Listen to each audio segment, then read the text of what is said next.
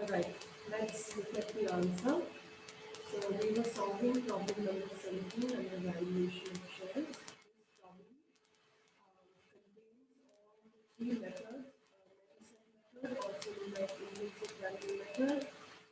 Then we have yield method, and then we have fair value method. So all the three methods we are supposed to find out the share value of the price. So we started off with the letter set method, where the question gave us a trial balance, a balance sheet with all the values of the assets and the liabilities, and the market value was given.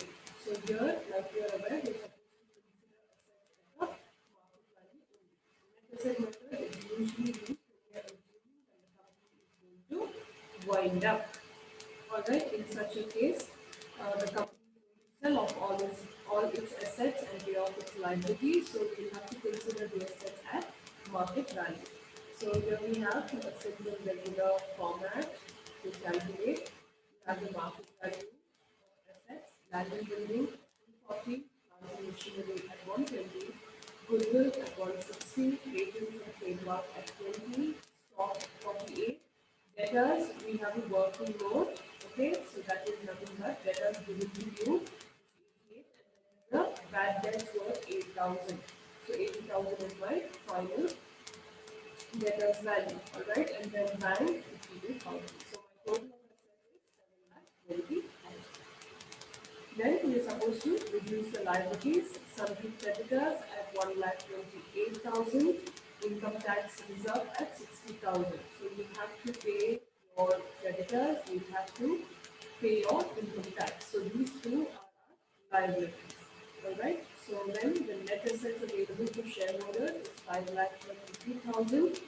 This company does not have any preference shareholders, no preference capital, and hence this is zero. So total net assets available to your equity shareholders is 5,32,000.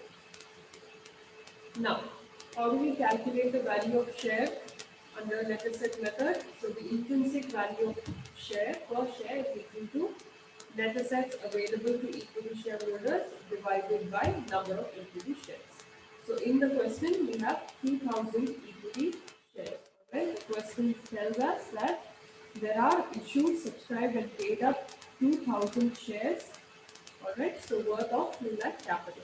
So net assets available to equity shareholders, that is 5,22,000, which we found out in step 1, divided by the total number of shares. So here you get 266 rupees. So under intrinsic value method, rupees 266 is the value of each share. Alright, so that is about your method 1. Now let's proceed with method 2. Okay, method 2 is yield method. Now, yield method, in this method, the company is not going to wind up, it's not going to liquidate, it is going to continue with its operations. So here we are taking into consideration the profits of the company. So here we are supposed to first find out the average profit of the company. So profit for the past 3 years has been given to us, that is 90,000, 80,000 and 1,06,000. There is a bad debts in the current year, so hence 8,000 needs to be adjusted against the current year profit. On solving, we get 90 plus 80 plus 98,000 divided by 3. We are using simple average method because your profits are fluctuating. So divided by 3. 89,333 is my profit for the year. So out of my profit, I need to transfer certain amount to my reserves. So this company has the practice of transferring 25% to the reserves. Alright. So if you see the formula, it is average profit into 25%. Alright. Profits available for equity dividend is 67,000. Now we have to capitalize these profits. So profit available for dividend to equity shareholders divided by normal rate of return. Normal rate of return for a company in this industry is 10%, hence 67,000 divided by 10%.